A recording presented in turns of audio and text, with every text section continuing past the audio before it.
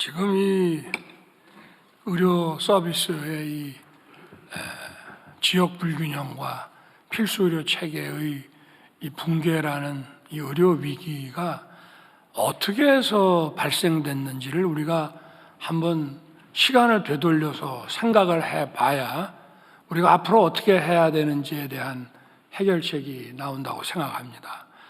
과거에는 의학이라든가 또 의과학 또 의료 어떤 기기의 기술 성능이라든가 이런 것이 이제 지금보다는 전 세계적으로 많이 떨어졌습니다만은 우리나라에서 그런 대로 지역의 불균형 없이 그리고 필수 의료 체계에 있어서도 어떤 공정한 또 균형 잡힌 그런 체제를 가지고 있었습니다. 그런데 이것이 이제 완전히 무너졌는데요. 이 무너진 거는 결국은 의사 수를 묻고 의사를 줄였기 때문입니다. 의사가 줄어지면 이 줄은 의사는 수입이 높은 비급여에만 전부 몰리게 돼 있습니다.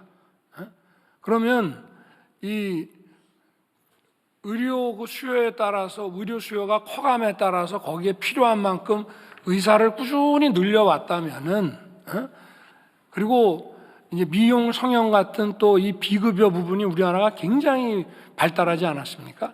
그러면 거기에도 치열한 경쟁이 될 수 있게 시장 원리가 작동할 수 있게 만들어야 되는데 벌써 1년에 350명씩 20년간 줄여가지고 지금 한참 활동해야 될 의사가 7,000명이 줄었습니다. 의료 수요는 엄청나게 늘었습니다. 그러면 의사의 그야말로 보수라든가 이 보상 체계는 다른 어느 직역에 비해서 높아졌고, 그리고 더욱이 비급여 이런 수입 좋은 분야에만 빠져나가기 때문에 필수 진료가 망가질 수밖에 없습니까? 소아과가 왜 옛날에는 의대 나와서 특히 의대 졸업한 여학생들한테는 1등만 소아과를 갈 수 있었습니다. 근데 왜 이렇게 망가졌습니까? 소아과가 환자도 많을 뿐 아니라 아주 수입도 괜찮고 그래도 그 지역에서는 아주 인정받는 그런 사회적 신분을 가지고 있었는데 단순히 이게 출산율만 줄어서 그런 게 아닙니다. 아이들이 적게 태어나서만 그런 것이 아니라 아예 의사를 찾아보기가 어렵습니다. 그거는 몇 년 전에 이대 목동병원 사태에 의해서 의사들의 어떤 법적인 리스크가 워낙 커져가지고 거기에 대해서 국가가 나몰라라고 무슨 의료사고라는 것도 환자 가족 입장에서는 사고지만 의사는 또 정상적으로 자기 처치를 해온 거라고 할 수 있는데 필요하면 아무 때나 당사자가 이의 제기만 하면 의사가 경찰서, 검찰청, 법원을 불려다니는 그런 일을 우리가 이제 좀 더 전문적이고 과학적으로 의료 분쟁을 조정할 수 있도록 해야 되겠다. 그리고 또 미국 같이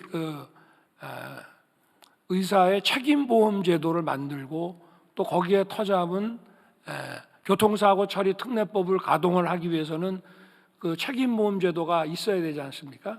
그래서 그런 의료사고 처리 특례법이라는 전 세계에 유례가 없는 의사들의 리스크 방지를 위해서 그런 것도 좀 만들어주고, 그리고 또 필수 의료 체계에 더 많은 의사들이 갈 수 있도록 공공정책 수가를 만들어서 종전에는 행위별 수가를 책정을 했는데 산부인과나 소아과는 일정한 시설을 만들어서 개원만 해놔도 거기에 따른 공공정책 수가가 지급이 될 수 있도록 이렇게 만들어주면은 제가 볼 때는 소아과 산부인과에 의사가 안 올 이유가 없습니다.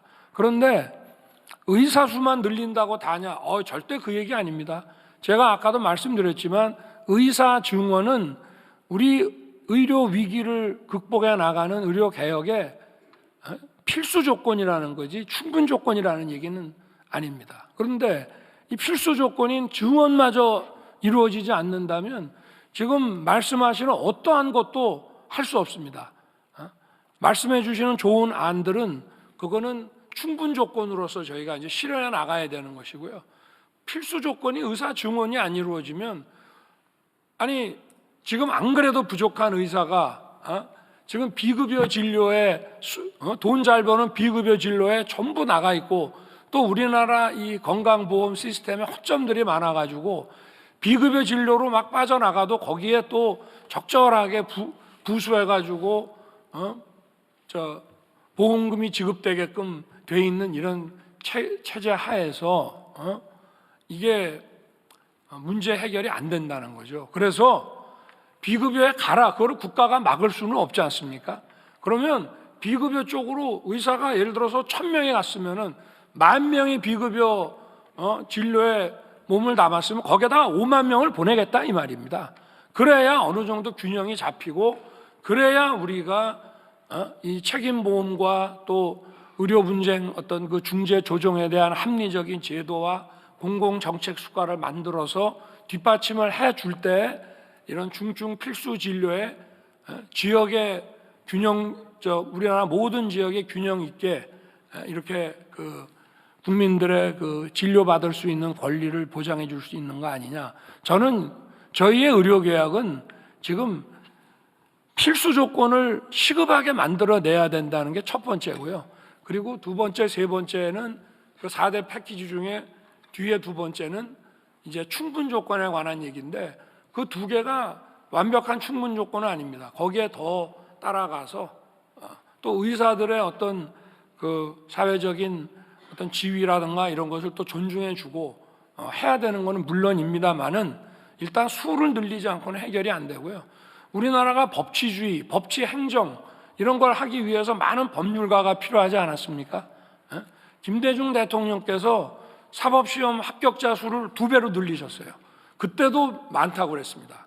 과거에 100명 이하로 뽑다가 이제 300명, 500명 이렇게 늘렸다가 김대중 대통령 때 1000명을 뽑았어요. 근데 이렇게 해서 변호사 숫자가 늘어나니까 사회 모든 분야에 법을 배운 사람들이 다 자리를 잡아서 법률 전문가들이, 그래서 우리나라가 굉장히 아주 그 법치주의 발전이 엄청나게 지금 급속도로 진행이 됐습니다. 우리나라 민주화에도 굉장히 많은 기여를 했다고 볼 수 있고요. 근데 앞으로 저는 더 많아져야 된다고 생각합니다.